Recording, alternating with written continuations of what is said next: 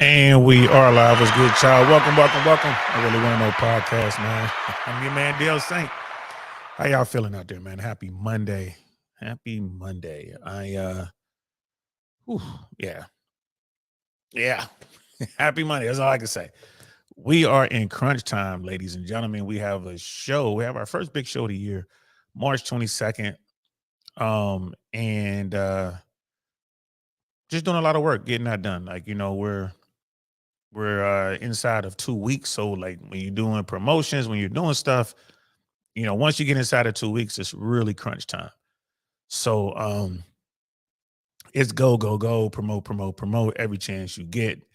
Um, Contrary to popular belief, social media, internet is not enough. You got to get out there and you have to meet people and shake their hands and show them the flyer and try to get them to keep it and say, hey, make sure you come and do all this other kind of stuff. So I've been doing that. I have been doing that. I've been very, very busy with that. Um, but while I'm out, I'm always paying attention. Y'all know Uncle Saint's a people watcher, and I'm everywhere. Especially when I promote, I will promote everywhere. So, I run the gamut from cool little hole in the walls to the top establishments in the city, and I'm paying attention to what I see in it. I'm here to tell you, man, we are living. I keep saying it on this platform, and I'll continue to say it. We are going through a societal shift when it comes to dating, when it comes to mate selection and all that good stuff, man. And I just have one simple question. What happened to the elegant women? Where are they? Let's get into it. And we are live. What's good, y'all? Welcome to the I Really Want to Know podcast, y'all.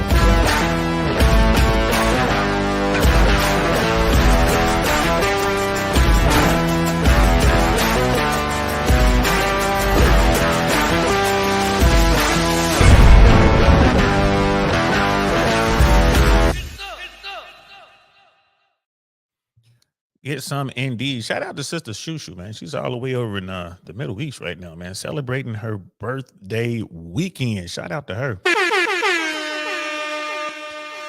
If you, yeah, man, I can see what she's doing on her Instagram, man, and she's having a great time doing some good stuff, man. She earned it. It's well deserved. I'm so happy for her. Can't wait for her to get home so we can talk about her travels. I'm looking forward to it.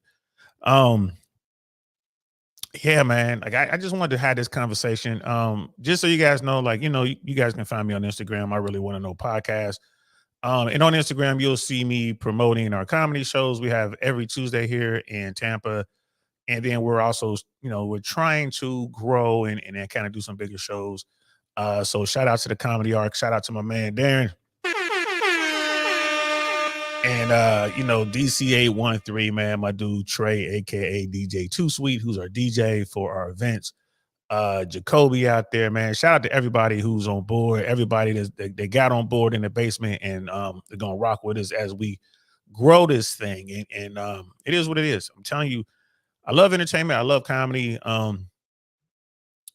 Just keeping it 100 is more fun just to make the jokes and tell the jokes.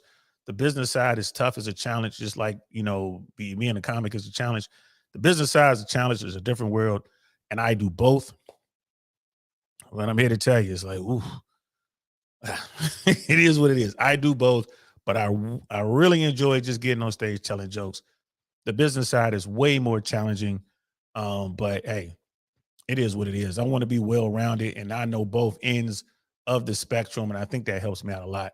As an entertainer and all that good stuff, man. But they're both fun, but I much rather just go out and do comedy, go up, do my little 8, 12, 15 minutes, 40 minutes, whatever it is, and going about my business as opposed to taking care of all of the business stuff. But the business stuff just keeps you grinding and it keeps you out and about, man. But the stuff that I'm seeing out here, bro, I've been seeing this over the years, but man, I'm just here to tell you, like, it has definitely changed.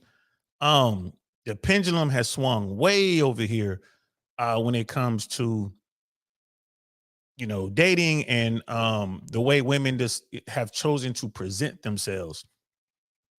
And I don't know if it's just an all-out attempt to get attention, therefore I'm going to do whatever I got to do to get attention. I don't know if it's empowering. I don't know. I don't know where it's coming from, but women control who gets sexual access. Women control who gets the Foxy Brown. Men control who gets the relationships. And men have historically kept the bar, of entry for relationships the same.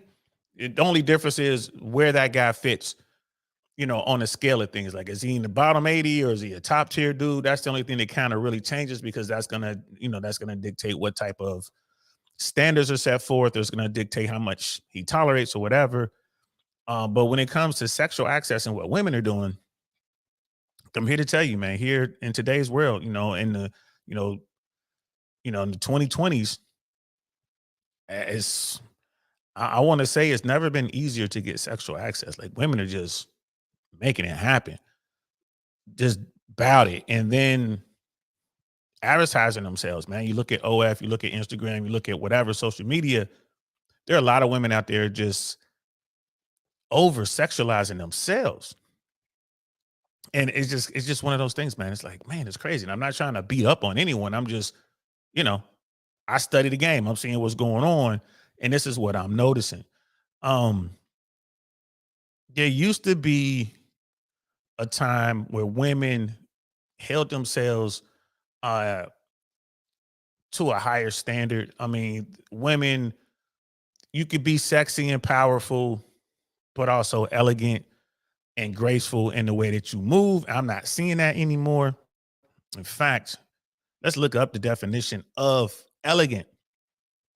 Elegance is defined as the quality of being graceful and stylish in appearance and manner. Therefore, an elegant woman can be defined as someone who carries herself with poise in a sophisticated and fashionable way. All right, cool. You know what I mean? Like, all right, cool. There you go. There we have it. There's a definition for you. And you can just go through TikTok, go through Instagram, go through YouTube, and you'll see all sorts of things, but especially on Instagram, like, you see a lot of over sexualization, I would say.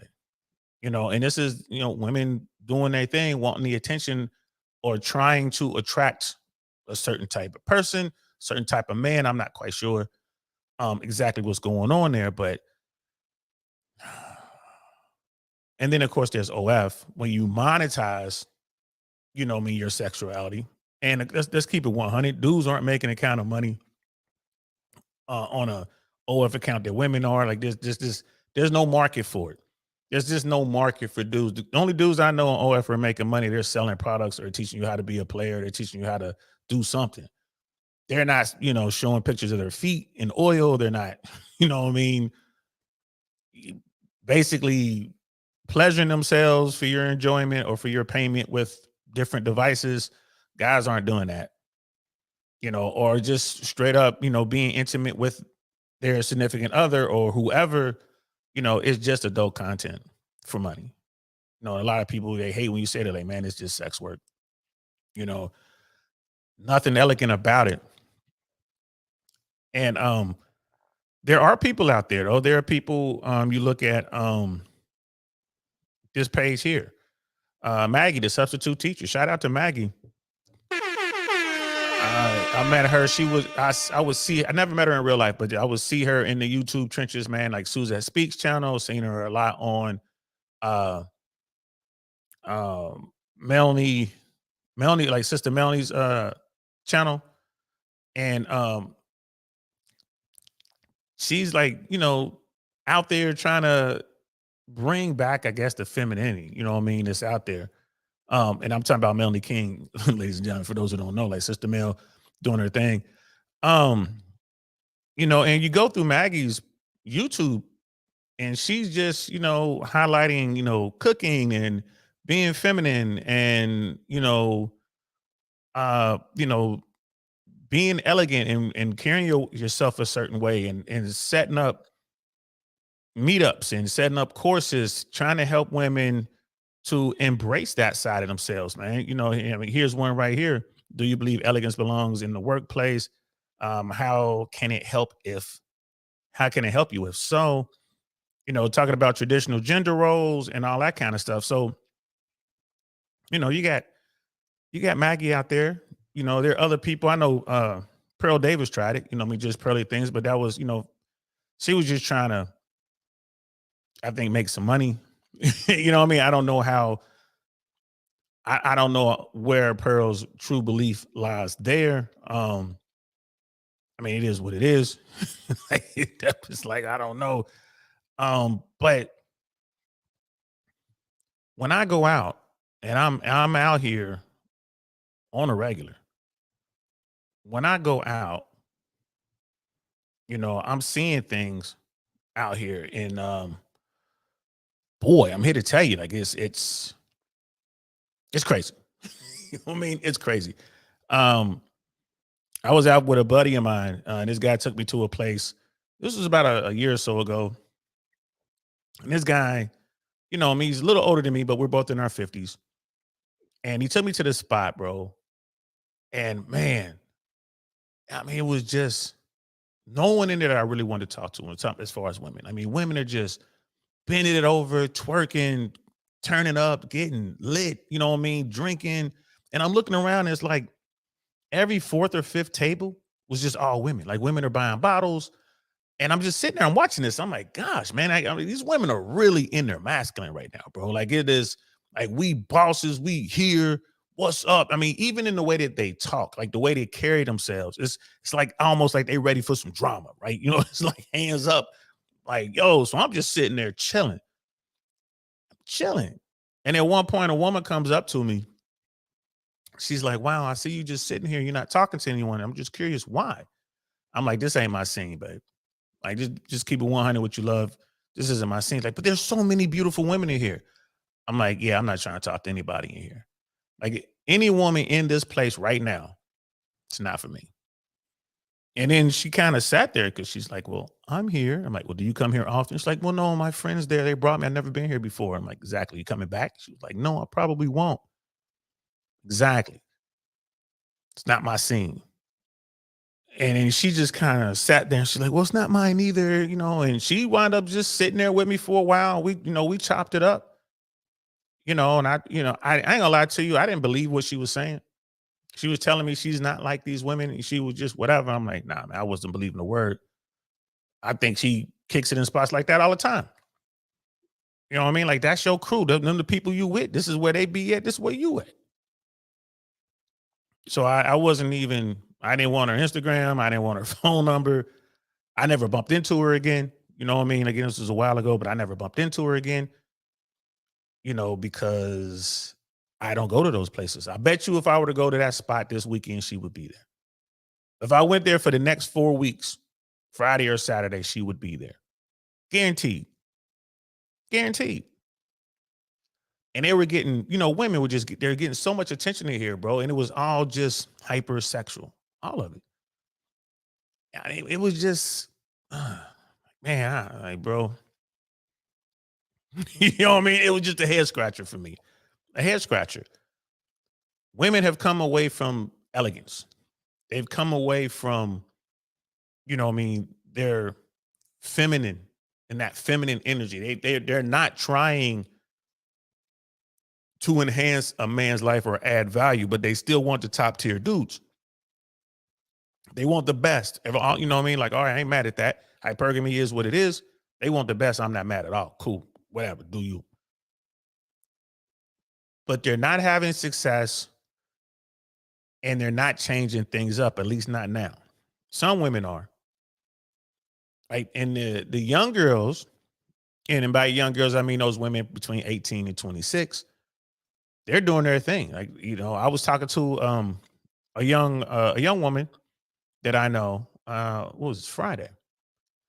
And very beautiful. And even this young woman is actually elegant. You know what I mean? Like the way she presents herself, very elegant. She's very, very soft spoken, but she's no pushover. She knows what's going on. I was talking to her and I was telling her, we were talking about like the sexual dynamic in the marketplace. And I was asking her questions and we were talking about dudes. And she was saying how, like, yeah, just not a lot of choice when it comes to guys. And I mean, I don't know what to do. And I mentioned to her at one point, I'm like, well, you do realize that you're at your peak right now. And she said she's 23. I'm like, you're at your peak. And she looked at me. She's like, my peak? I'm like, think about it. I was like, do you think your 33-year-old self or 43-year-old self will be able to compete with you now? We're talking about just getting men. And then she sat there for a moment. She's like, no, you're right. You got a good point. I'm like, so I'm like, you need to figure out now, you got another 3-4 years, figure out now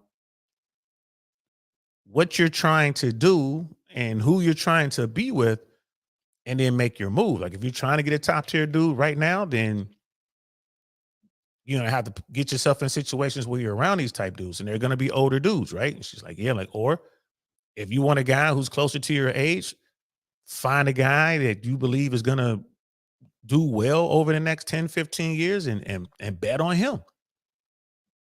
That would be my suggestion to you. Like, or you can just be out here and do what you're doing and start dressing like that girl starts pointing to women in the spot. Like you can start dressing like her and, have your body out and just over sexualize yourself and go out and have a good time. You can do that. Right. Cause if you telling the dude, a top tier dude that you just want to smash or whatever, that's how you putting yourself out there. He's going to smash you. But is he going to want to commit to you long term, marry you? Probably not. Probably not. Like, especially if you just went ahead, boom, you met him, and that same night, y'all getting down, you're doing your thing, smashing. This is what he's accustomed to. If that's what you're doing, he'll keep you in a rotation, I'm sure, because little shorty is beautiful. He'll keep you in a rotation. You might even be behind his rotation, but will he commit? I don't know. And I was telling, if you want to do like that to commit, you're going to have to add some value. And then we went into that whole conversation. This is how you add value. This is what that means. And look at it from his perspective. Don't look at it through your eyes, look at it through his eyes. And it was a pretty cool conversation. In fact, I believe we're going to have her on the show. We talked about that. It's like, hey, we should finish this conversation on the platform. She agreed. We'll see. I mean, now we just got to work out the schedules. It was a really good conversation. But and then like today I was kind of figuring out like, well, how am I gonna have this conversation? There's a couple of videos I want to go over. One, real quick, there's one video where they're talking about the reason red pill men care about body count. And so I'm starting to hear a lot of conversations about body count. Like this is something that, people are continuing to talk about. And it gets a lot of views and people like to comment on it. So I'm like, you know what? We'll talk about this a little bit because I think it ties in with being elegant. When I talk about this sort of thing, and it's like, you're talking about an elegant woman. Well, that doesn't mean that she ain't a 304. I'm like, you're right, it doesn't. The way she carries herself has nothing to do with what she's doing behind closed doors. But the elegant woman is going to keep her skeletons in the closet. She's not going to be broadcasting that on social medias. In fact, her social media, her Instagram and all that stuff is going to be private. Not just any old body can see what she's doing. She's not going to be posting pictures of her, in bikinis, bent over or twerking. If she's wearing a bikini, she probably has something sheer that's covering herself up a little bit. You kind of see through it a little bit, but it's not over sexualized. It's like actually like very, very, very alluring. Like, ooh, kind of nice. Like you can't really see, but you can, you know what I mean? But she's covered up. Even women like that. That doesn't mean that she ain't out here smashing dudes as soon as she meet them, got a whole bunch of guys, because she can. It's easy for women to get sexual access from men. It's easy, especially if she's attractive. Unattractive women who aren't fit. Like the vast majority of Americans are obese or overweight, right? So the vast majority of Americans, probably like 70% or so, are not even fit. Forget about how pretty they are. They're big. And they're still getting it. We're talking about when it comes to women. When I was recently out, we're out here promoting and doing our thing. I'm hitting a couple spots. I'm looking at what women are wearing. I'm like, I would say 7 out of 10 women that I saw were heavier than me. I'm over 200 pounds. I'm a little over 200 pounds, right at 205. I think it fluctuates. Sometimes I get like come in at 98. I think I'm right around 205, 202, somewhere in there. And I'm looking at women, they're bigger than me. I'm just like, damn, like little shorty, definitely heavier than me. Look at her, look at her. I mean, and bold, man, when I say bold, man, they come right up. They expect you to whatever. And I'm looking at the dudes, and the dudes are running over. I mean, I was in a couple hole in the wall places, just sitting back. I'm just watching these guys go after these women, bro. Like, Jesus. Like, bro, you trying to holler at her? Like these, you can see it in their faces, like, man, these dudes are in love. Like, I'm like, okay. So now I understand why, some of these women that I think are not as attractive are getting so bold because they have so many dudes coming at them, legion of men. Yeah, he's just out there doing their thing, filming it, posting it, claiming it, loving it, doing their thing. You know, not seeing a lot of elegant women, just not. Seeing some here and there, but I'm not seeing a lot of elegant women. So women are out here getting it. They're smashing whenever they want to smash. If they see a dude, they're gonna use their sexuality to get attention or to, you know, get into his orbit, so to speak. And they're just racking up the bodies. And there's a big movement out here, body count doesn't matter. Body count doesn't matter. I don't know where they get that from. And if body count didn't matter, like why does it garner so much attention? Why is it that women, make such a big deal out of it? Guys don't, in the sense that if a dude with a low body count is out here in the world, he is not bragging to his friends or to other women, like, hey, I'm a virgin. He's not bragging. If he is, I've only been with 2 women. He's not bragging, right? Because there's no real value in that for dudes. I mean, people just hate to say it, but it is what it is. If you're a guy and you have basically no sexual experience, that is going to hurt you.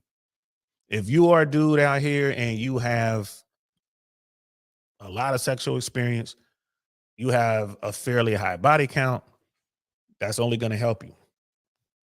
If you're a womanizer, you're a playboy, you're an F boy, some women going to come holler at you.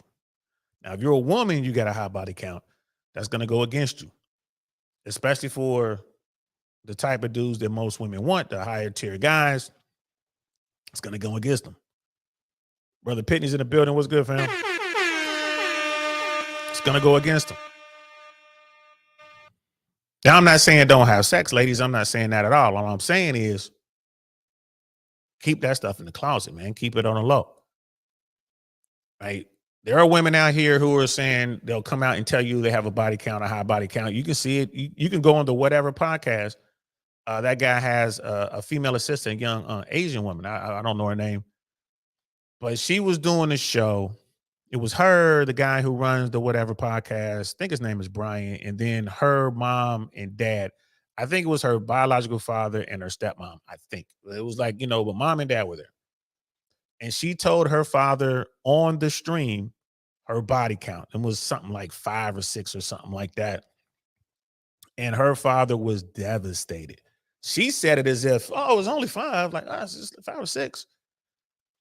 And she was like 21 years old or something like that. 21. So she's been in college for a couple years or whatever, a few years.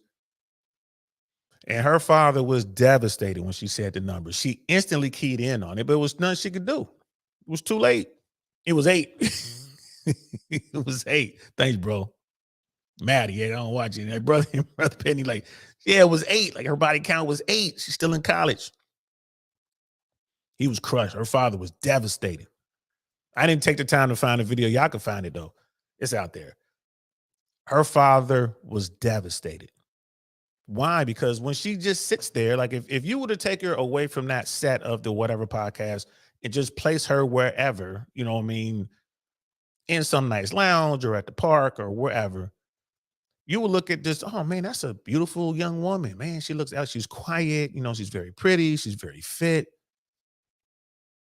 But then you add to that, like, yeah, man, she got a body count of 8. She's still in college. Like, what? That's going to change the way you see her. Word? Man, she's smashing like that? Yes, ladies, only with 8. Right? Other women see that video, and other women just know instinctively to keep their mouth shut. They don't talk about it. They give you a number and a body count, they're lying. Dudes are lying the other way. Dudes are saying that they had 8 or 12 or 15 or 20 or whatever. You got dudes out here lying. So I got thousands of women. You know, there's one dude in particular, a pickup artist, just be lying about his count. You know, and this particular dude, he likes sleeping with Transformers. So I guess that's a body. I guess it still counts, right? So body count does matter. We'll watch this video real quick. So in this Life with Melanie, this is one of the new YouTube channels I think they're out there, and it's just clips from from like TikTok and from wherever, and then a little bit of voiceover. She never shows her face, but let's pull this up and check out this conversation about body count, because it's an ongoing conversation. I see both sides of it. Yeah, so let's just get into it. Who on their square and pursuing their business and walking in there and what they supposed to. Them is not asking your body count. So you saying body count doesn't matter to a real man? Body count matters to dudes who not in the count. Ooh. Oh Lord! No, we didn't. This has been tonight's conversation. That's what I'm saying. I've never met a man who's had the, and ladies, I'm not saying it's like y'all easy. I've never met a man who had the ability to actually be with the woman that he wanted. Because most dudes with the women they got access to, not the women they want. I don't know a lot of men who with the women they want, who be worried about who else she. I got money. I know the spots. I can take you wherever the rest of them niggas take you. I'm confident in what I got. I'm not worried about who else you with. Only a dude who not on his square is worried about community. I don't roll in the community. So like this dude right here, I don't know who he is, but I've seen him in other clips before in the same type of setting, like some sort of setting where you have a large number of people, mostly women, mostly black women, making these type statements. If he's selling something, them women in the crowd are going to buy it at this point. Whatever it is he's selling, they're going to buy it because he is saying exactly what they want to hear. Now I'll say this.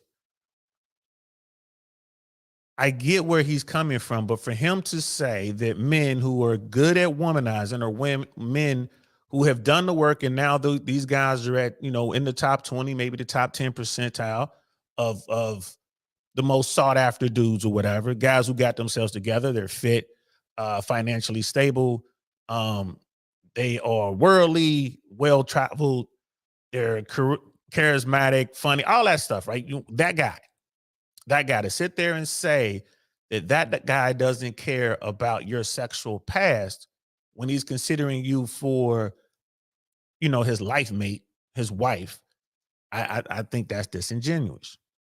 That's a straight out, that's a straight up lie. Absolutely. Dude's virtue signaling real hard, real hard. I was disappointed too, man. When I saw her, I was like, talking about a little shorty from whatever podcast, man. Man, Maddie. Yeah, I was suspect of her from jump, the fact that she's there. Yeah, but hey, man, it is what it is. And the thing with her is she has no plausible deniability, right? Because she's on camera telling her body count at such a young age. She has 8. She has 8. And then she's like, well, I didn't sleep with anyone else since then. No one's going to believe that. She's going to have a hard time living that down. She thought it wasn't that bad. 8? It is what it is. But back to what we're saying with dude. Dude's sitting here saying exactly what these women want to hear. They're cheering. They're going crazy. Pretty sure they're all pull out their phones and go subscribe to whatever he has out there in social media or YouTube or whatever. If he has a website, whatever he's selling, they're buying. They're buying. A lot of people have trouble with this kind of conversation. I tell young women all the time, body count does matter, especially if you're trying to get a top tier dude, which most women are. Body count does matter, right? And no one is going to give women credit for sleeping with a bunch of men. Why? Because it's easy for them. It's easy. They can go out there and smash whoever they want to smash. It's easy. But men who can go out there and sleep with a lot of women are always going to get praised for that. That's difficult. Everyone can't do it. That is difficult. You need only look at the numbers. 33 point, like a third of men between 18 and 29 are sexless in America. And that number is growing. So it's really hard for dudes to especially attractive women. It's just difficult. It's difficult to get sleep with women, period, but it's really difficult, for the average dude to get a woman who, especially if she's attractive. The dudes in the bottom 80 understand how hard it is. But women, they don't want to accept that. Brother 90s is in the building. What's good, fam? Good to see you, bro. Shout out to you, Thank you for stopping by, man. Appreciate you. Women don't want to accept this fact. Why? Because they're out there doing their thing, man. They've stepped away from being elegant. They've stepped away from being demure. I think that's one of those words. They stepped away from being quote unquote pure or whatever. And they've stepped into a more masculine role. Now, I don't know at what point this starts. I don't know, you know what I mean? Like, okay, you're like 18 to 26, and then everything is going great. And then you hit 27, you know what I mean? Now you get into your young 30s, like 31, 32. And then it kind of hits you with something, like they talk about the wall or whatever. At some point, it's going to hit you. You're still getting smashed by all these top tier guys, but none of these guys are taking you serious, right? Then that's when your profile changes on your dating apps. I'm tired of games type stuff, because you couldn't get the guy you wanted and you don't want to let go of the dream or the hope of getting him. So it's like, okay, no more games and this and that. You become more and more alpha, more and more masculine, and then you slowly become the dude you're trying to get. So by the time you hit your late 30s, early 40s, now what? And I'm here to tell you, it's one of those things in today's world. Like, dudes care about body count, especially the guys at the top. The dudes at the bottom, not so much. The dudes at the bottom is more of like what this dude is talking about. Like, oh, you with me now, so I could care less how many men you've been with and blah, blah, blah. That guy, whoever he is not going to be serious with the woman who was maybe in adult film work, like sex work, or if she was like on the track. He's not gonna want that woman on his arm. And if he does, then he is in a very, very, very small minority of men who are cool with that. It is what it is. Let's continue. All right, ladies, dry yourselves up with. Respectfully, I can say a Just Mike. I can say an Ace Metaphor. I'm looking at some of the nodding in the room. I don't even roll in the community that you was handing that out to. I don't. I'm not gonna run into the dudes that you with. The dudes who happy and want to point the finger like, oh, I f***ed her. That don't shop where I shop. He don't land where I land. That nigga's at the Piggly Wiggly. Not the same. Today's topic is body count. Is it important? Is it not? Ladies, have you ever been on a date and a man asks you how many men you've slept with? What's the appropriate answer? I've seen many of these red pill podcasts where they say body count matters for women, but it doesn't matter for men. Do you agree or disagree? Share your thoughts in the comments below. A red flag if a Again, this is something this conversation is out there. This conversation is out there. Now, when I talk to young dudes and I hear, these guys talking about asking a woman her body count or something along those lines, I'm like, that's just foolish. That's foolish. Like you're gonna ask a woman your body count. It's like a cop asking you if you're a criminal, bro. Like if a detective comes up to me, right? If someone with, DEA, drug enforcement, and let's say I'm out here slanging dope, the DEA agent walks up to me and asks me, how many kilos did you sell this month? I'm 0. That's always the answer. I'm not going to tell you the crimes that I'm committing. And I'm not here. I'm just using that as an analogy. Like, it's not a crime, women, to go out there. It's your body. Do what you want with it. But all I'm saying is women understand and accept that it hurts them.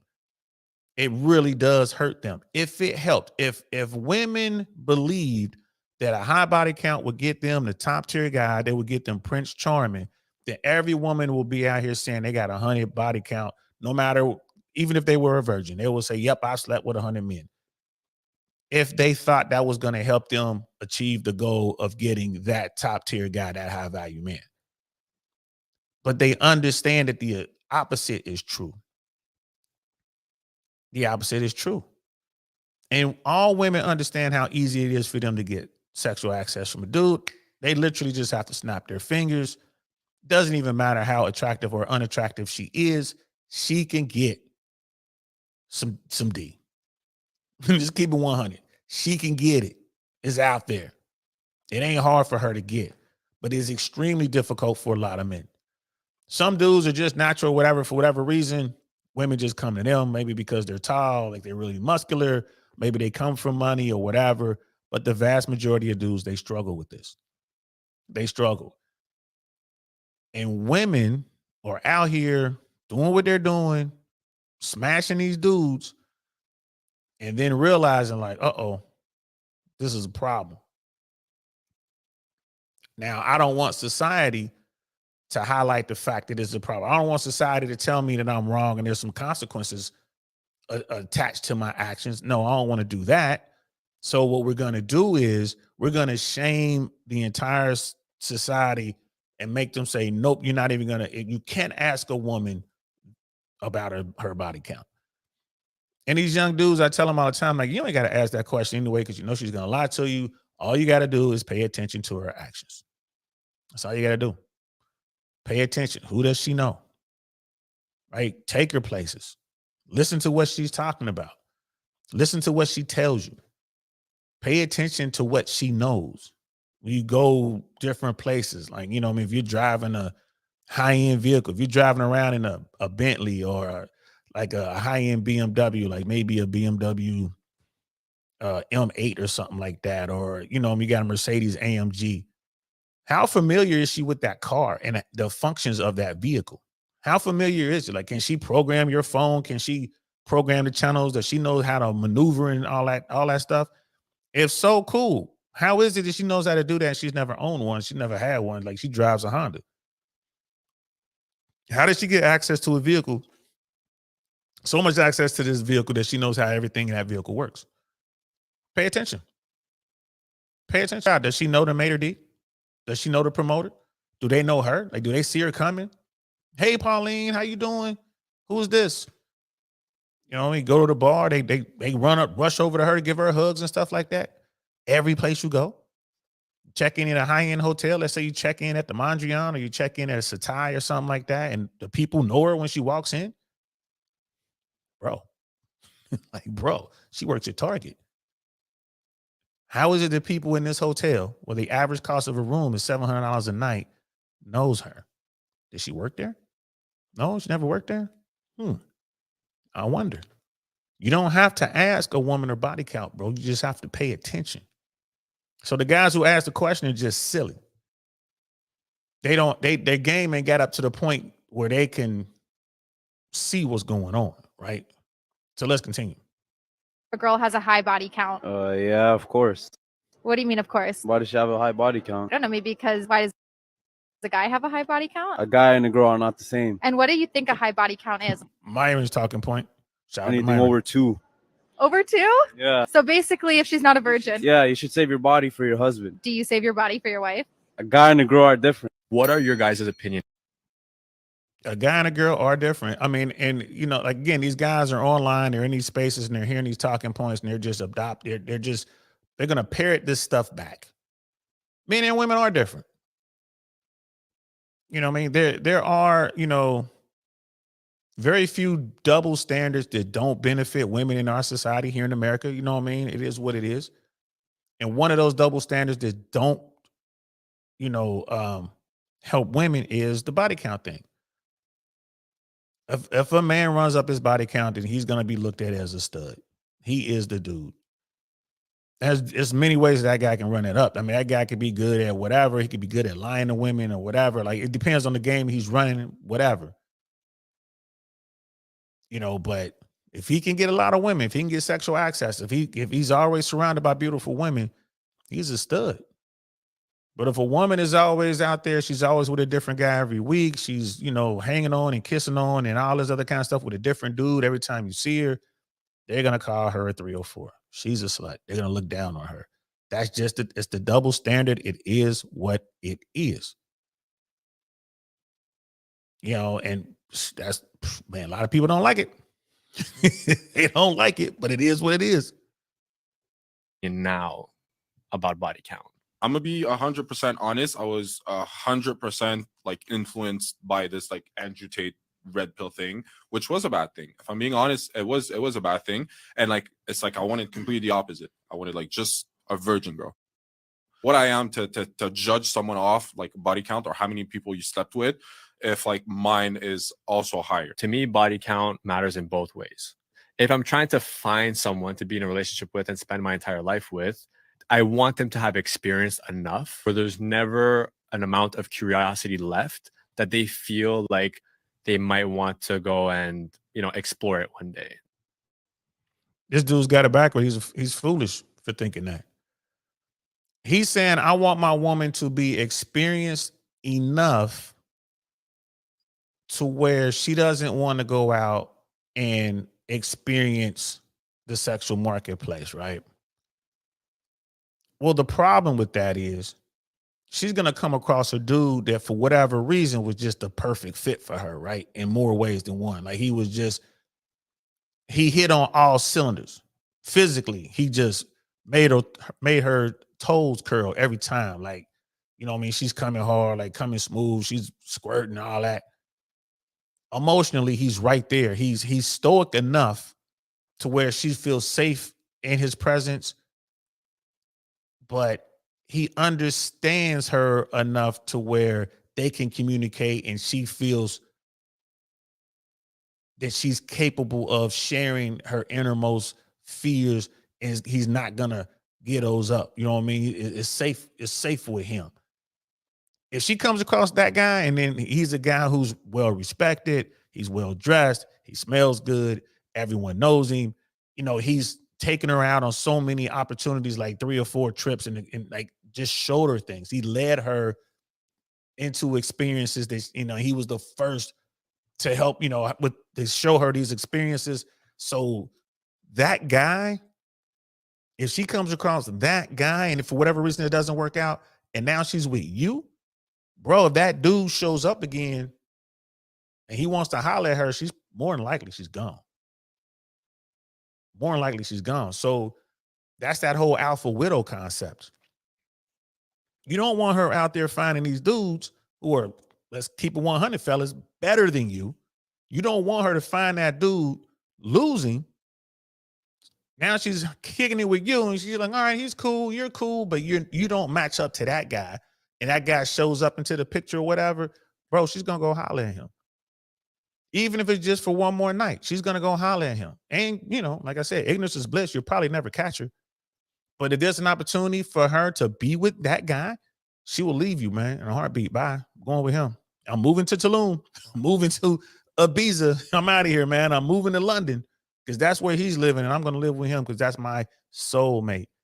You don't want her to have that experience, bro. That's the thing. Like, if she has that experience, it's like, ooh, that's a tough one. You had the same woman who didn't have that experience. Like, say she knew the guy, but she was never physical with him. They went to high school or something together. Maybe they knew each other in college or whatever. They had a couple conversations. That was it. They never were physical. It never went anywhere. She ain't leaving you for that guy because she doesn't know what it's like. She knows what she has with you. So I think that's a little bit flawed. You know, that concept of I want her to go out there. It's good for men to go out there and realize, like, you know what? I don't want to womanize. I don't want to chase women. I'm cool. Right? I'm cool with what I have. I'm just going to do me right here. That's for a dude is different. You know, I know a lot of guys who get out there, they smash 2, 3, 4 women, maybe 5 women. And they're like, you know what? I don't want to do this. I don't like spending plates. I don't like being out here. I just want one woman. Great. He had to go out there and figure that out. He saw like the grass is not greener it is hard work out here dealing with this stuff. I don't want to deal with this no more. I'm out here talking to all these women. There are dudes out there who don't like that. There are dudes out there who love that, and they're always going to be that way. Men won't know until they know. But fellas, you don't want a woman who's out there smashing as much as you. You just got to be careful with that, man. Brother Pitney, he's like, rule number 1 of using the red pill with women, you're trying to date. Never talk about the red pill with women you're trying to date. Facts. Let's continue. I don't think like the average girl would ever have a body count that I would consider to be too high. Acceptable body count for a woman in the UK is 4.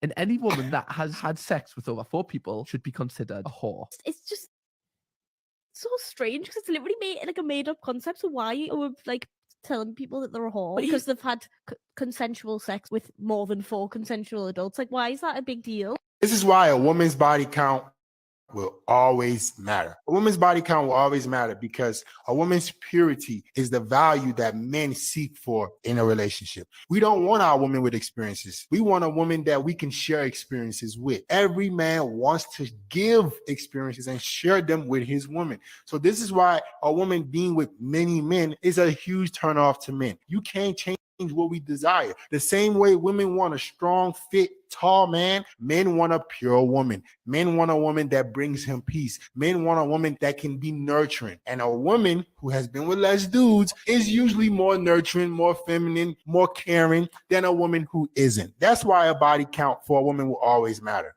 What's your body count?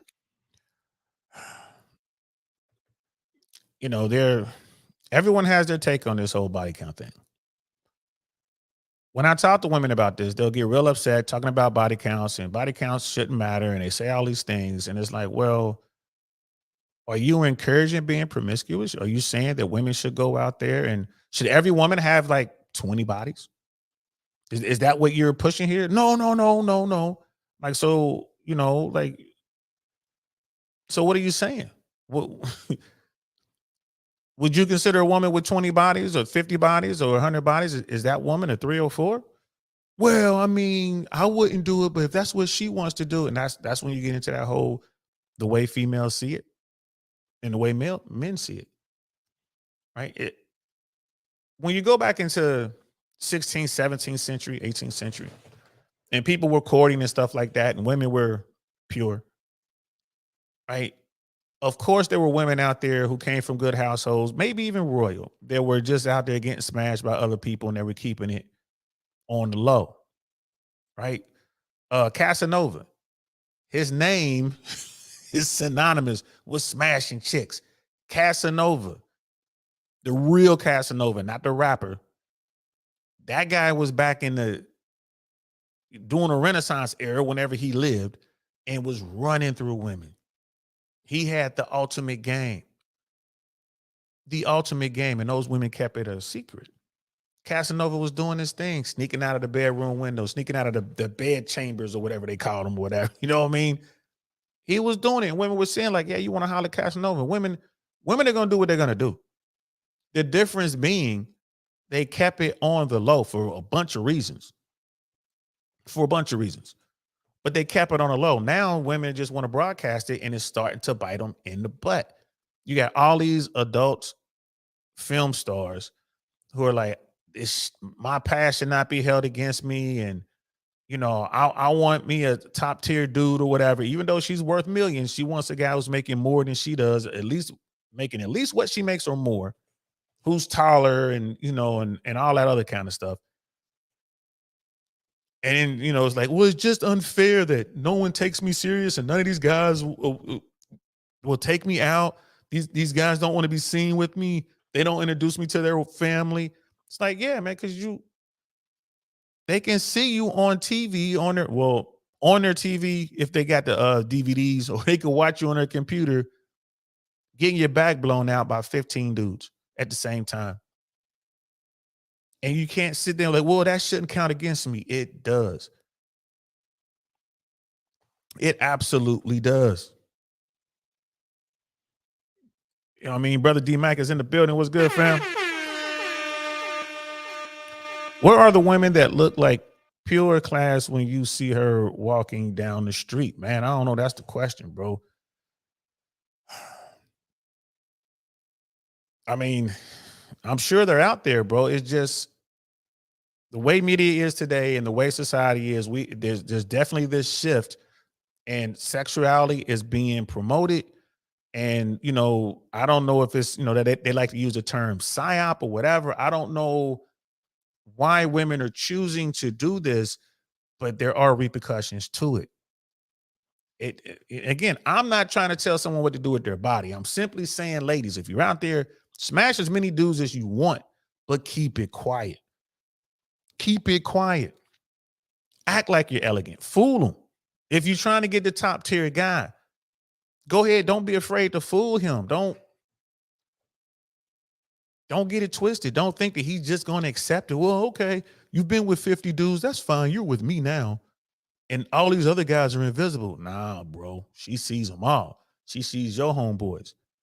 And we've had guys that the one guy was on there just saying like, well, I think she should go out there and get it all out of her system. Nah, it don't work that way, homie. And you had the black guy that started the video off talking about it doesn't matter how many women she's been with. She's with me now. Come on, bro.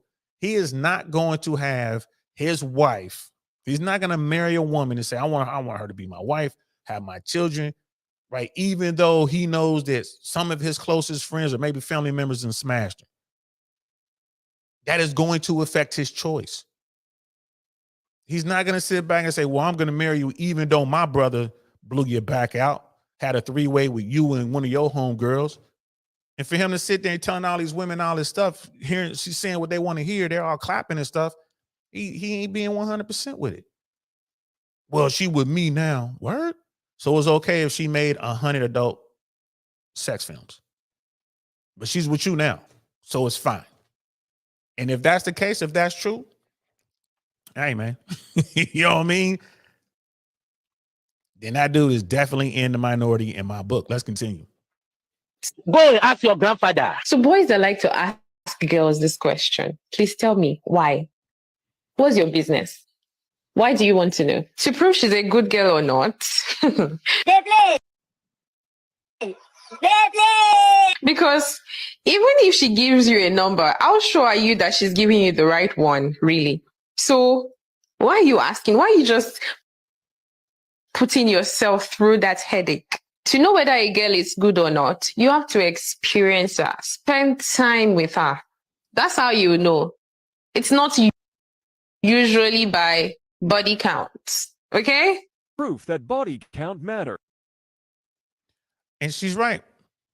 We talked about that already. Just pay attention, sit back and watch, observe, see what she's doing, see how she acts. Wait till she gets upset about something, see what she runs to. How often is she checking her phone? Is she running to keep her phone away from you? Right? Is she's hiding every time it rings? I mean, come on, man. It's all pretty much common sense, isn't it? Maybe for some guys, it's not common sense because they don't get to interact with women like that. You know what I mean? And that's why the guys are in the red pill world. That's why these guys are looking for coaches. Right? But there are certain things like, bro, just sit back and watch how women act. Like I said, go out and observe. I know that Andrew Tate and Myron Gaines will say that, female friends are useless. No, they have utility for me. I like it when I'm, especially, beautiful women. I like to kick it with them and their friends so I can sit back and watch. Michael Certain talks about this all the time. I can sit back and watch how they interact with other dudes and how they interact amongst each other. I get to hear the secrets. They let me in the clan. I'm one of them now, right? So they won't hesitate to tell me how they did some dude dirty over a foodie date. They won't hesitate to tell me how they let some guy fly them out somewhere and they smashed another dude. And the guy who flew him out, they never let him smash. They'll tell me these stories. I sit back like, okay, cool. You'll be surprised the type of woman that are telling you these stories. They're doing these things, man, because you think that, it's a certain type of girl. It'd be the one you think is elegant, man. It's the one who dresses properly. She doesn't show her body off or whatever. I mean, she's still going to do what she want to do. I think that was one of the biggest eye-opening experiences for me. Like, oh, man, this is all women. It ain't just the chicken heads. It ain't just the girls out here, the 304s of the world. No, it's like, man, a lot of these women are out here doing their thing. It's the game. Period. You know what I mean? Female game, male game. It's just a game. Scam Likely in the building. What's good, fam? It's just a game, bro. Right, so I don't get mad. Game, peep game. I sit back and I get this information. I get this intel. I love having this intel. I go hang out with my friends that are bartenders, sit at the bar and just watch. They'll tell me, they'll be pointing at a situation like, and I'll, slide over and get close to the situation and listen. Right? I mean, it is what it is. You got to game yourself up and, hopefully you'll succeed at whatever your mission is. Hey,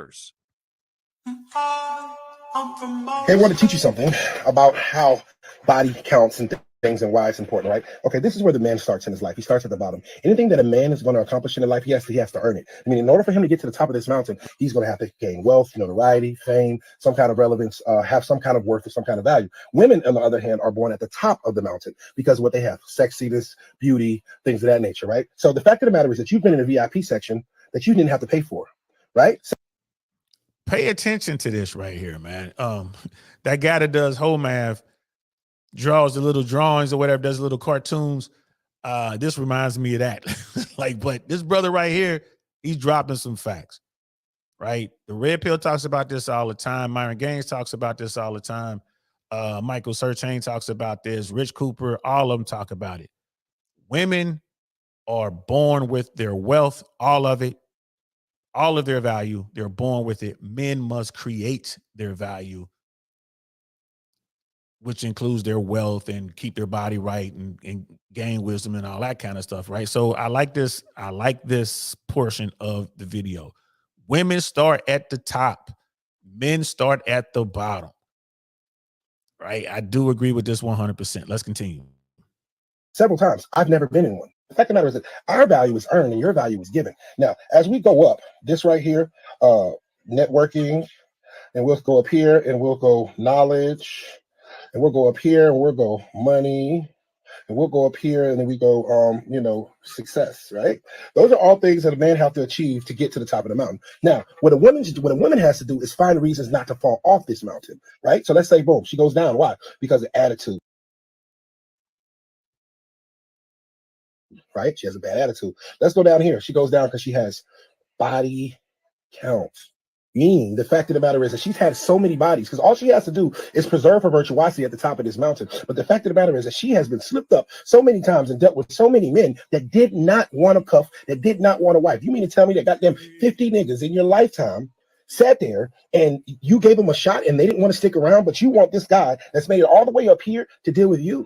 Oh, okay. Then we go body count. Then we go baby daddies. Like, okay, she got 6 baby daddies and 5 kids. And it goes down and lower and lower and lower. And so that's why a woman's body count matters, because of the fact of the matter is that a woman loses value when she sleeps around. In order for a man to sleep around, he has to gain value. Because no woman is going to mess with a man that's not financially stable. No woman is going to mess with a man that doesn't have any kind of respect for his peers. No woman wants to sleep with a guy that's not successful or has money or no kind of knowledge. You can't teach him anything. So in order for a man to get to the top of the hill, to have access to these women, he has to gain things. In order for a woman, he has to gain things. Man, I hate when people put that music in the background. It makes it really hard to do this. But I'm pretty sure everyone watching this understands what he's saying and probably agrees with what this brother is saying. Right, so women do need to maintain their value. Right, so he was talking about the body counts. Like, yeah, the body counts hurt your value. The key is keep that stuff quiet. You want to keep it in the closet. You at least need plausible deniability. But the problem is if you get to sleeping with 50 or 100 dudes in your town, I'm sorry, man. Like, it just 3 degrees of separation, right? Like, if you sleeping with that many dudes, right? A couple of those dudes know the guy you're trying to get at. High value dudes, top tier guys are so rare that once they get there, everyone's trying to plug in. Everyone's trying to plug in. Women are trying to marry this dude. You know what I mean? They want experiences and all that. He's the prize for them, because it's going to make them look really good. Dudes are trying to tap in and plug in with this dude because of the networking opportunities. Like, hey, these guys tend to be wealthy, and these are the guys that can open doors for you and maybe set a meeting for you where you can get your business going or whatever, just to be seen with the guy is going to add value to other men. Right? That's part of being a top tier guy. That's part of being a high value dude, right? So ladies, if you're dealing with a guy and let's say you've had 50 to 100 sexual partners, it's just a matter of time before that dude finds out, because one of the dudes in his crew know about your conquest. They know, like, oh yeah, we know shorty. Like, I smashed her a couple times, or my cousin smashed her a few times, or my brother, or maybe my sister, right? My sister smashed her. She out there like that. She doing her thing. That guy's gonna find out.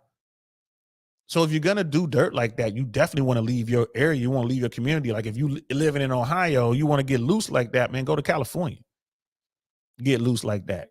You know what I mean? Go to Oregon. The problem is you're dealing with a top tier dude. He's all in these places too. So if he meets you in Ohio, you were like the most pure woman there. Like you are the epitome of elegance. And, you're good family. You have mom and dad in your life. And, you know what I mean? You go to church and all that kind of stuff, right? Cool. And let's say you went to college at USC or UCLA or Cal State Northridge or something like that. You went to college in California. So you were gone for 4 years. And that 4 years you were in LA, you were smashing everybody. Lottie-dottie everybody. You were smashing, doing your thing, having fun, smoking, doing whatever, partying, doing all that. You get with the top tier guy in Ohio. Guess what? He travels extensively.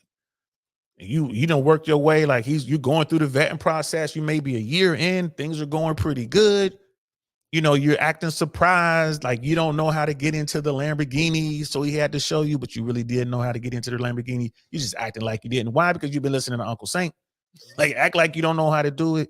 You didn't know how to program his AMG radio inside the Mercedes. You didn't know how to do that. I don't know how to do this, babe. Can you show me how to plug my phone into? Can you show me how to use the accessory? Can you show me how to work the seats? You're sitting there trying to put your hands under the seats, trying to move the seat. You know the controls for the door, for the seats on the door. It's a Mercedes. You know that, but you're acting like you don't. All that's been working in your favor. You're doing good. Your game is on point. Now he's like, cool, we've been dating for a year. Let me take you out to my West Coast folks.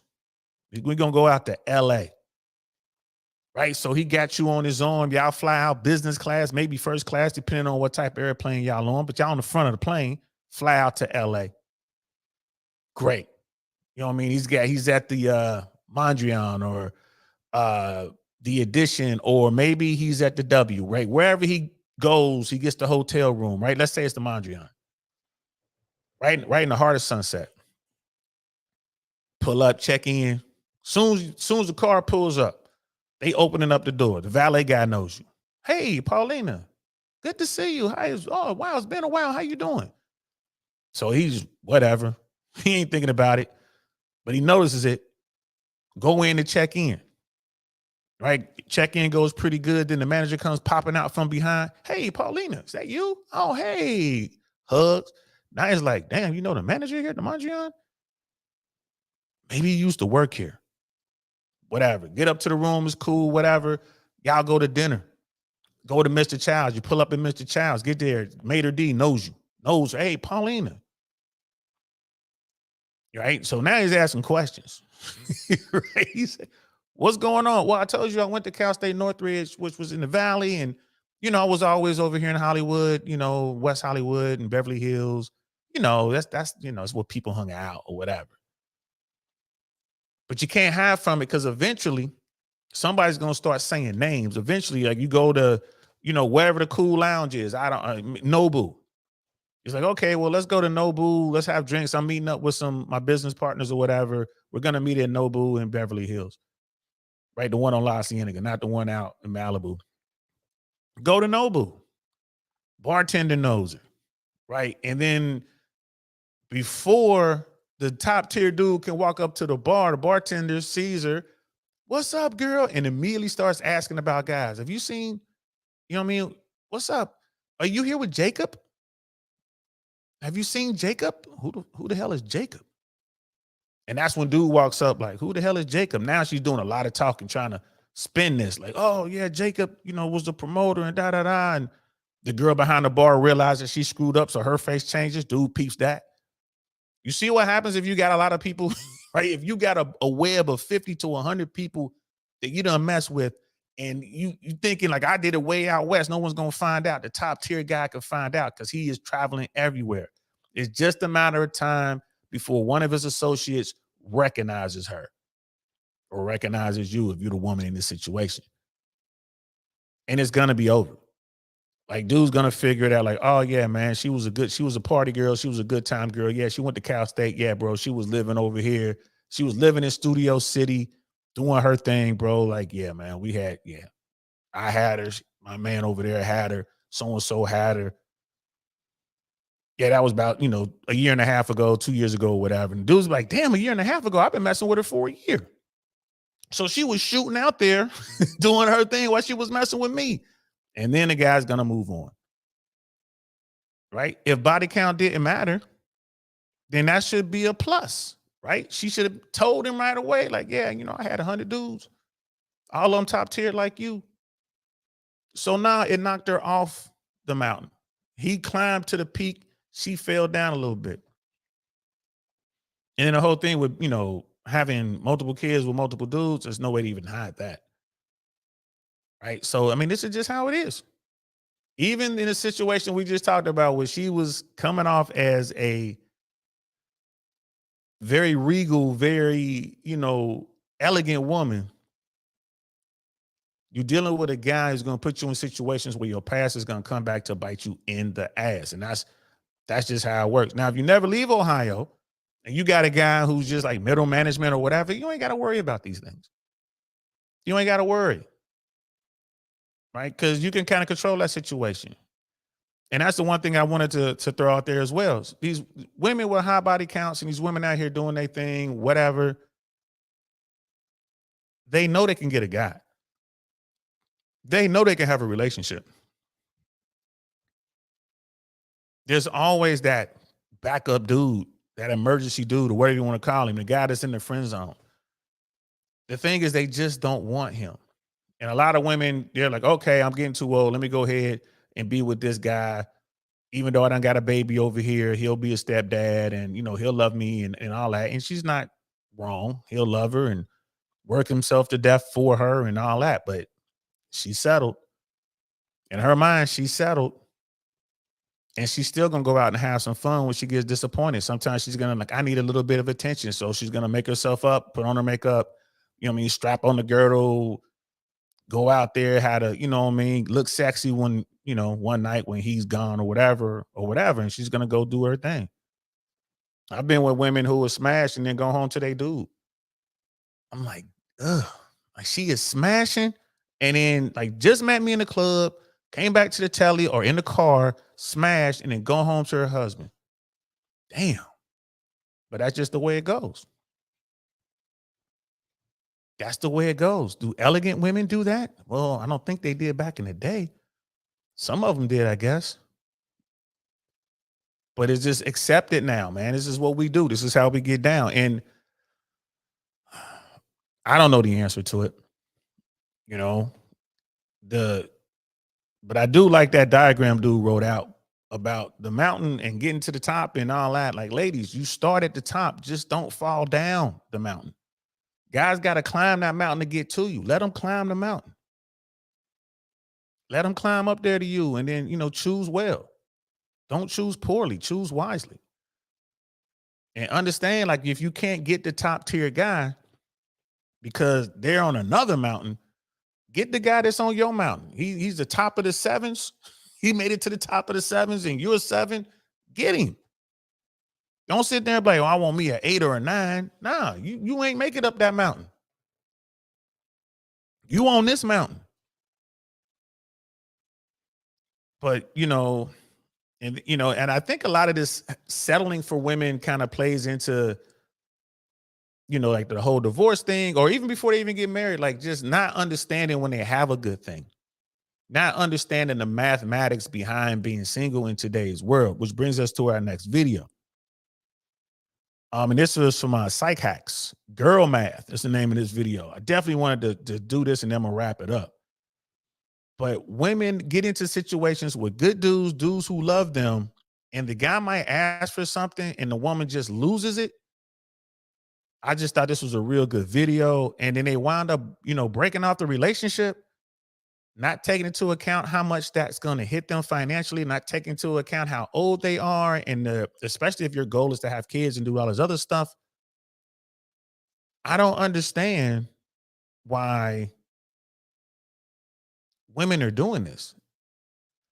And it could be maybe because there's so many options out there for them. But anyway, let's get into let's check this out. Check this out, guys. I thought this was really cool. Shout out to Psych Hacks. I'm Dr. Orion Taraban, and this is Psych Hacks, Better Living Through Psychology. And the topic of today's short talk is girl math. So in this episode, I'm going to discuss how women are subject to making emotional decisions about economic realities using a concrete, anonymized example from a recent consultation. Now, the point of this discussion is not to make fun of or put down this particular person, because the fact of the matter is, this person is emblematic of an issue that is very prevalent among the women that I consult and in society in general. So she's being used here because she exemplifies a larger phenomenon, not because she is some strange outlier that deserves any particular scorn or mockery. So here's the situation. A few months ago, I did a consultation with a 35-year-old woman who told me that she wanted to get married and have children as quickly as possible. She also told me that she just ended a 4-year relationship and that she hadn't yet re-entered the dating scene. And I responded, okay, well, that relationship is probably your best bet of getting married and having kids in the immediate future. And it might still be possible to warm that one back up. Can you So right off the rip, he's telling his story not to demean this woman or shame or anything like that. He's just trying to make sense out of it and using it as this is a good a learning tool. Woman's in a relationship with a guy for a long time, gets out of the relationship, calls up Psych Hacks. Hey, this is my situation. What should I do? And he's like, you should get into that relationship you were just in. You're 30 years old. You're talking about you want to have kids and everything. That is your best chance of accomplishing your goals, of accomplishing your mission. Get back with the guy you know loves you. She broke it off with him. What are we doing here? So he's going to get into the details, man. Check this out. tell me a little bit about what the issue was? Why did you decide to end the relationship? It turns out that she was living in his apartment.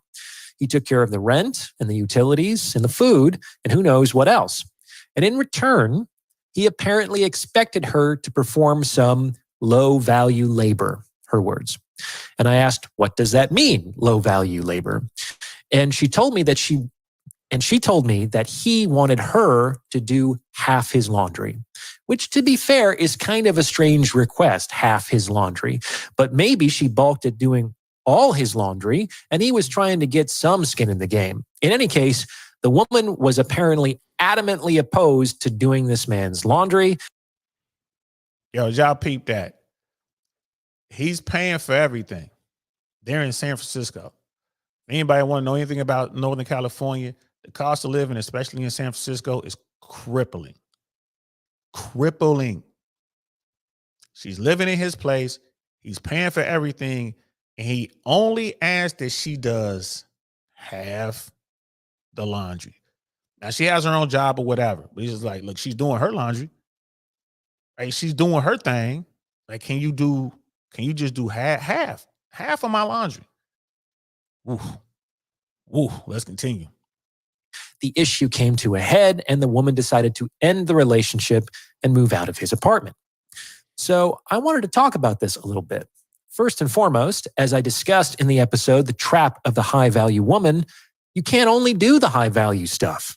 You can't just be the personal confidant or the business partner or the passionate soulmate all the time.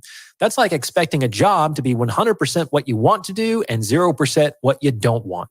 Obviously, we want our jobs and our relationships to be mostly what we want to do, but no one can get 100%. That's just unrealistic. But the point I really want to make here is, was that actually low value labor? Let's consider some rough calculations, shall we? This one. Well, wait till y'all hear these numbers. Wait till y'all hear these numbers. So I don't understand that, this woman coming up with a term of low value labor. I don't want to wash your clothes. Dude's paying for everything. She's living with him. I mean, and he's going to get into the numbers so y'all can really see what what he's talking about here and how crazy this is. What happened to the traditional? Like, this new traditional thing just doesn't make sense. Women want to split the bills, or women want to maintain their own home. It's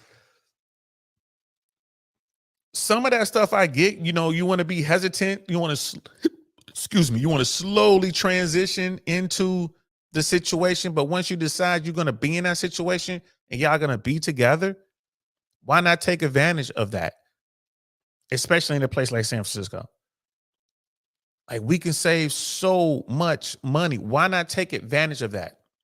Why not say, okay, this is what we're going to do, map it out, put it on paper. I'm going to pay for all these things. I need you. Can you do the laundry for me? And then decide, are you going to keep working? If so, what do you want to do with this money? I'm pretty sure y'all both have, bills that need to be taken care of and all the other stuff. Like, what can we do with this extra money? I don't, man, sister. Yes, Sister Rosen. Yes, girl. Yes. Good to see you. Laundry. Like, he's got to be making it up. Nope. He's not making it up. This is from a consultation he had. Of course, he's not using any real names or anything like that. He's going to protect her identity. But yeah, laundry. It's a lot of madness going on out here. Let's continue. Woman moved out of that guy's apartment and got her own one bedroom, which in San Francisco costs around $3,000 a month. She is now responsible for that entire rent herself, plus utilities and food. I asked her how much she made, and she told me that after taxes, she takes home $75,000 a year. Now, that might sound like a lot to some of the listeners out there, but it is not a lot for San Francisco. We would call that Bay Area poor. Why? Because those three things alone, rent, utilities, food, are going to put her back somewhere to the tune of $5,000 a month. 5,000 times 12 is $60,000. That means that after taxes, this woman enjoys a discretionary income of $15,000 a year. I'll return to the full significance of this number in a minute. But first, let's talk about laundry. And right off the rip, man, like, he's saying $3,000 in the San Francisco area, bro. Nah, it's probably closer to $4,000. It's probably like between $3,500 and $3,800 a month for a one bedroom. Probably not even a one bedroom, probably a studio in San Francisco. Now, I know things have changed, and the rents are probably going down because of all of the corporate, the commercial real estate issues in San Francisco and other problems with crime, and people are leaving. But California is expensive, period. The last place I rented in California was, like, I think it was 2018. Because my last year there, I had a roommate. I knew I was transitioning. I was getting ready to leave. So I was kind of just renting rooms and stuff like that.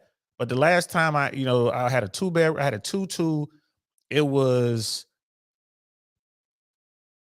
man, how big was that? It was a 2-2, and it was under 1,000 square feet. I want to say it was just under 1,000 square feet. And I was paying $2,700. This was in North Hollywood, California, back in 2017, 2018. Yeah, 2017, 2018. Like $2,700, 2-bedroom, 2-bath, split floor plan in a secure building. That was LA, North Hollywood. San Francisco would have been at least $1,000 more, maybe $1,500 more for a 2-bedroom. You know what I mean? Probably way more than that. San Francisco was so much more expensive than LA. It was ridiculous. And LA was expensive. San Diego was a little bit cheaper depending on what part of San Diego. So it was like San Diego, LA, then San Fran. So she got out of a situation where she was paying $0 a month for rent to where she had to go into a situation where she's paying between $3,000 and $3,500 a month for rent. And then she had utilities and all the rest of it on top. Now, laundry is actually the easiest of all the domestic chores because technology. You move the clothes from the hamper to the machine and push a button. An hour later, you move the clothes to the other machine and push a different button. Most of the actual labor involves folding the clothes and putting them away. Given the low maintenance care of most guys' clothes, however, a load of male laundry can demand 15 minutes of actual effort max. Now, this woman's ex-boyfriend wanted her to do every other load of laundry, which would probably amount to 2 loads a month. At 15 minutes per load, that's 30 minutes of actual labor per month. And because she wasn't willing to do those 30 minutes of labor, she now has to pay $60,000 a year to cover the various expenses associated with living alone. Okay? So what this means is that laundry was not a low value activity. Given the economics in play, this guy was actually offering to pay this woman $10,000 an hour to do laundry. Remember, she was saving $5,000 a month by having him subsidize her living expenses, and all he requested was 30 minutes of actual work a month in return. 30 minutes at $5,000 is 1 hour at $10,000. Now, before I go any further, if you're liking what you're hearing, please consider sending this episode to someone who might benefit from its message, because it's word of mouth referrals like this that really help to make the channel grow. You can also hit the thanks button and tip me in proportion to the value you feel you derived from this episode, because I depend on your support to make all this happen. I really appreciate it. I will also soon be starting a weekly newsletter, so if you want to opt in, you can do so on my website. Finally, if you're thinking of going to grad school, you need to check out my top-rated GRE study program at stellargre.com. Okay? Let's get back to it. So I'm not sure if this woman really thought this through. I tried to explain to her that if you're being paid $10,000 an hour to do laundry, you cannot possibly consider laundry to be a low-value activity. If that's all that you did, you would earn your entire take-home annual salary in less than a business day. However, she seemed committed to the idea that she should be able to find a man who would provide as much or more and expect less in return. Yo. This all ties back to technology and, you know, the apparent unlimited amount of choices that women seem to have. I agree with Brother D Mac, man. She is an idiot. You know what I mean? Sister Rosalind, she's like, yeah, I used to spend about $400 a year at the laundromat. So in this scenario, she gave up $400 a year for $60,000 in rent. There has to be more to this breakup. No, there are people out there. There are a lot of women out there. They're like, I deserve this. There are dudes out there, they'll be in the same mindset, but it's nothing to do with relationships. It's to do with other things. But they're like, nope. I should not have to do anybody's laundry if I don't want to. That is beneath me. I work too. Because I ain't gonna lie, if I were doing this situation, I'm like, baby, you paying for half the rent, you paying for half the utilities, you pay. I mean, I'm just, real talk. It's either that or I'm gonna take care of all of this, and then we're gonna save your money, and then we're gonna split that up or whatever. But yeah, sis, there's more to it. She's not telling the rest of it. And the thing that gets me is she's the one that initiated the breakup. He didn't. Y'all got to keep that in mind. You best believe there was some issues in that house, in that apartment. He's trying to get her to do half of his laundry, just half. And she's not doing it. So what else is she not doing? She's not doing anything she don't want to do. Right? He's probably doing the cooking. He's cleaning the kitchen, right? He's probably keeping the house clean. She's not doing anything she doesn't want to do. This is insane. And this segues into the second point I want to make. Let's take a look at this woman's situation more generally.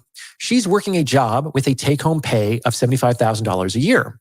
It's not really an important job. It's not a job that anybody would miss if it disappeared from existence today. And by her own admission, it's not a job that gives her deep meaning or abiding satisfaction. However, she told me that she wouldn't give it up to be a housewife. So I said, okay, let's do a little more math. As previously mentioned, San Francisco is a very expensive market. After taxes and expenses associated with the minimum standard of urban survival, she was left with a discretionary income of about $15,000 a year, or about $40 a day. Now, $40 a day is not something you can easily break out of. Like, you're never going to buy a house if you're earning $40 a day.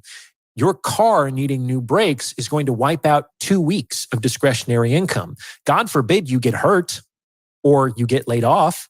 The margins here are so small that life would indefinitely have to go perfectly in order to feel like you were making any profit at all. It also means that this woman was working a full-time job in order to earn enough to continue to afford to work a full-time job. If most of your income is spent just so that you can earn your income, you've got a real problem on your hands. Like, this is not an enviable position to be in, and it certainly shouldn't be someone's professional goal. However, I know many, many women in their 30s who end up in just such a predicament. My point. You see what I'm saying? Like, no one wants to do the math. Like, it is definitely the Disney fairy tale. I went to school. If they went to college, I have this job. I'm making my own money. I'm an independent woman. If you want to be with me, you're going to have to take care of everything, and I'm not going to do nothing. Okay, fine. If that's what you're looking for. Great. I'm 30 years old, and I deserve the world. And she's dealing with a guy, probably in her mind, lower tier. She's dealing with a lower tier dude. So in her mind, she's settled. He's still taking care of business. He's, and $75,000 a year in San Francisco, man, she might be a waitress. I mean, because, cost of living up there, their minimum wage is higher and all that. She could be waitress. She could be working at Target. Like you said, whatever she's doing, if her job went away tomorrow, the world would just continue to go on just fine, right? So it's not like she's a nurse, not like she's a doctor, not like, anything like that. She's in a good situation, but she's not happy. She says she wanted kids. This dude probably is okay with that, but she's not going to submit to him, even though he's the one bringing home the money and is trying to, do what's right for the family. She is going through high problems. Point is that things aren't always what they seem. That low-value chore was actually netting her $60,000 a year in comparable goods, whereas her career was earning her $5 an hour in functional profit. Her ex-boyfriend could have paid her $41 a day to take care of the apartment, and she would have been better off financially than living alone and working a full-time job. She also wouldn't have had to work 8 hours a day to do this. So she would have had far more time on her hands to go to the gym or catch up with her friends or volunteer at the animal shelter or start her own business or any of the 10,000 things that people would rather be doing than working a fucking job. However, this woman was so deeply indoctrinated with the idea that providing domestic service to a man was shameful, insulting, and beneath her dignity that she was willing to become a wage slave to avoid it. I see it all the time. That's insane. So she could have walked away from her job, been better off financially just doing half of dude's laundry, freed herself up to do whatever. She could have started her own YouTube channel, or she could have, made candles, or she could have started a dog walking business. Whatever she wanted to do, she would have had plenty of time to do it, working for herself, with a good man, about the basics. All she has to do is add value, continue to add value to their situation, and would have been golden. She could have her baby, stay at home, but no, because all that stuff is beneath her, and that comes from society. That's the societal shift that we're currently living in. I don't know the answer to how we fix the situation. She's in the best situation she could possibly be in that situation. Like you want to have a baby, you're looking for a dude, you got a guy who doesn't mind paying for stuff, taking care of you, taking care of things, but you don't want to do anything domestic because it's below you. And then you're talking to a professional who breaks the math down and shows you on paper, like, yeah, doing his laundry, half of his laundry, is more valuable than keeping your full-time job, because your full-time job, you can't afford to live here in this city, in this state. But that's beneath me. Okay. But that guy still wanted to be with her, and she broke up with him, and she left, and she moved out and put herself into this situation. Wow, crazy. Women need to take a good, hard look at the economic consequences of their decisions. There's the woman who broke up with her boyfriend because he didn't want to split the childcare with her if they had kids. She didn't think that was fair. So she went off and got pregnant by herself. And now she does all the childcare by herself, but without a partner's material and emotional support. Or there's the woman who broke up with her boyfriend because he wanted to split the bills 70-30. That wasn't good enough for her. So now instead of paying 30%, she pays 100%. Or there's the woman that broke up with a loving long-term boyfriend because he wouldn't be sexually exclusive. She thought that she should be enough for him. And now she's back in the dating market where none of the men are sexually exclusive to her and none of them are emotionally invested in her either. Do you understand? Ladies, don't cut off your nose to spite your face. And that's what we see out here. That's what we see out here, man. Shout out to Dr. Psych Hacks, Dr. Taraban.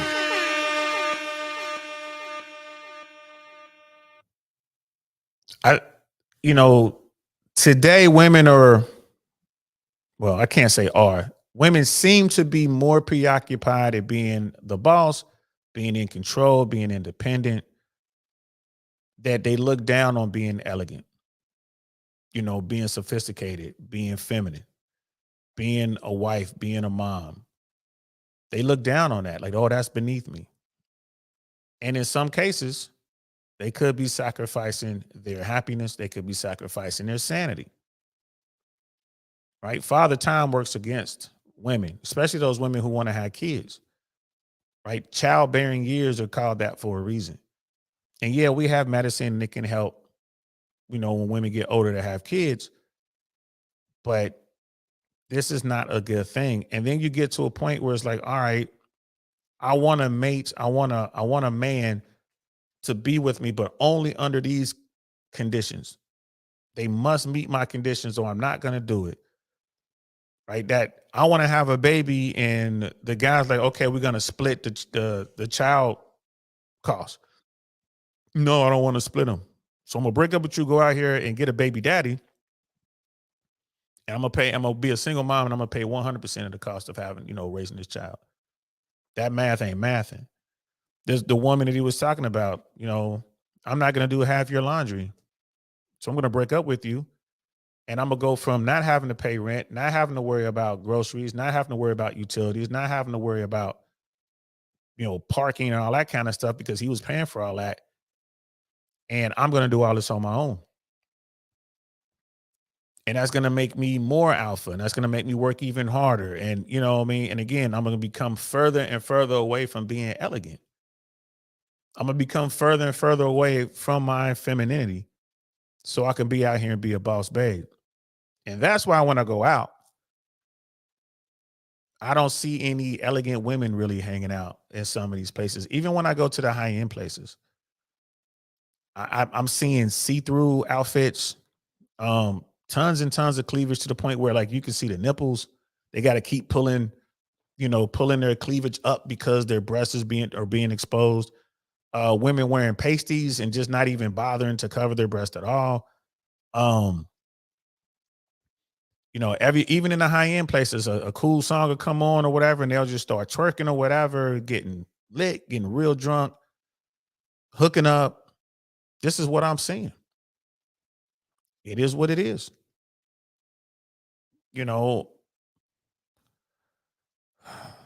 And I don't have any answers, guys. I'm just reporting to you the situation on the ground. This is what I'm seeing. I don't know where this is all headed.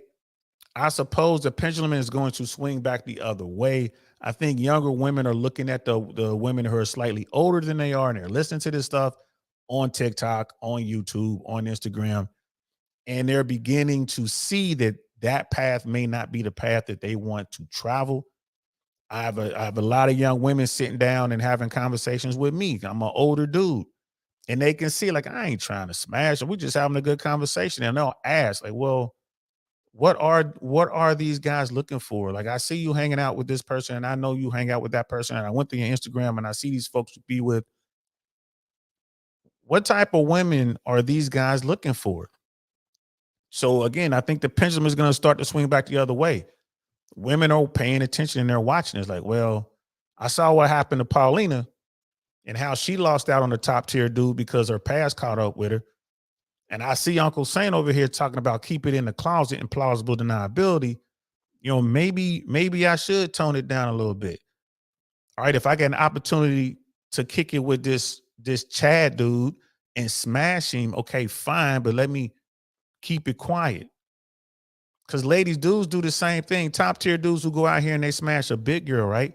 They keep it quiet. It's shh, don't tell nobody. They let the girl know, like, nah, and the guys deny, like, nah, I went with her. Why? Because that's gonna hurt his value. Like, oh, bro, you smashing big girls? Now they're gonna look at him. It's the same way, ladies. I gotta be like that. You gonna mess with that Chad or whatever? Tell him to sneak up to the spot. Tell him to rent you a hotel. So get a hotel room over on that side of town. I'll come see you. He'll do it. He'll do it, especially if you find enough. He'll do it. Ain't nothing to him. Couple $100, get a room so he can smash. He'll do it. And that's it. If that's what you want to do, you just want smashing, keep it quiet. Because that can't hurt you if it gets out. Keep it quiet. Make sure you smashing the dude who's gonna keep his mouth shut. If that's what you want to do. But I don't have any answers. I don't know. I don't know how this is gonna end. But I'll keep y'all posted. If I see a change out here in the trenches, y'all be the first to know. But I haven't seen that change yet. Not yet. And for the record, body count matters, ladies. Don't keep your body count close to your vest like you playing cards. Don't let nobody see that. Don't let nobody know. If anybody asks you, your body count is 2. You've been in 2 long-term relationships. Your body count is 2. That's the answer. Right? And a real dude who know what he's doing, he'll figure out what your body count is. He'll figure out not the exact number, but he'll figure out what type of woman you are. If you out there, if you're a good time girl, he'll be able to figure that out pretty quick. So don't even sweat it. Maybe it's time to move with some elegance. And if you come across a dude who's willing to take you on, value that guy. Value that guy, especially if you're getting older. If you've already, if you're in your 30s and you got a guy who's paying for everything and he wants you to do his laundry, especially if he only wants you to do half his laundry, do it. Do it. Have that conversation. You might not even need to keep your job. Have that conversation. Yeah, sis, you're right. She's like, I'm glad I'm not trying to date. It's nuts out there. It is. Sis, it really is. It really is. Last good man Jersey's in the building. What's good, fam? Yeah, man, I'm just wrapping this up. I just wanted to throw that out there. God, it would be nice to run into some elegant women. I have in the past. I'm just not running into them as much anymore. I am running into women who are just trying to get it in and just party or whatever. And like I said, I'm in everything from the hole in the wall juke joints all the way up to the top tier elite places in some of the best cities in America. And I'm here to tell you, they are out there. I want to be clear. There are really good women out there. There are elegant women out there. They're just very, very difficult to find in America. They're very difficult to find, but they are out there. And I'm talking about single ones. You know what I mean? I see elegant married women all the time. All the time. There's still some ratchet married women out there who be still getting it in. But I see married, elegant women all the time with their kids and their husbands, and they have their careers on the side or whatever, and they're happy. I see them all the time. That's all I got, y'all. That's all I got. I got to get out here and do some promoting. The sun's going down. It's time for us to get out here and promote. Brother Robinson is saying you should interview Maggie, the substitute teacher. She has an elegance workshop. Yeah, at the very top of the show, I even showed her YouTube channel. I'm definitely going to reach out to her. I know she's doing good stuff. And again, it seems like that her demographic is older. I would say the majority of the women, it seems to me, and I don't know, I'm going to have to ask her this. I'm going to reach out to her for sure. But it seems that the vast majority of her demographic is like over 30. You know, I'm kind of curious to see how her stuff is going. I know she's doing successful meetups. I know she recently did a cruise. She's doing good things. Shout out to her. Shout out to Sister Maggie, the substitute teacher. So I got to go, y'all. Don't forget, Thursday, we're going to be talking to a behavioral therapist. We're going to be talking about autism. We're going to be talking about working with people on the spectrum. It's going to be a good conversation. And we're going to be talking about dating a little bit because I believe the sister is Sister Jay Washington. I think she's single, but we're going to find out. Very attractive woman. I'm looking forward to that conversation.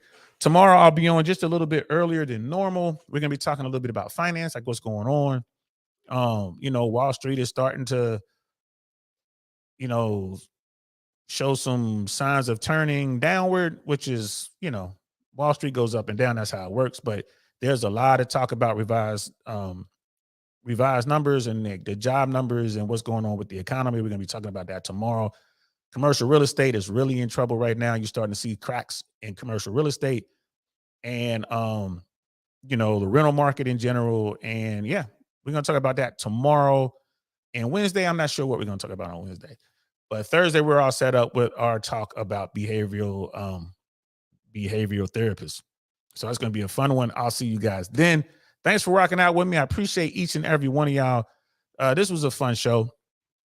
Wish me luck. I'm going to be out here, you know, promoting our show, guys. We got what's today? We got 11 days.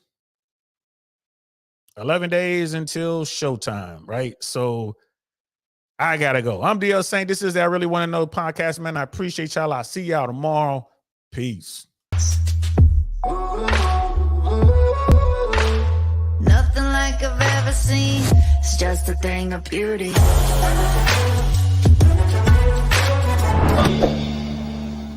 Darn, that's the end.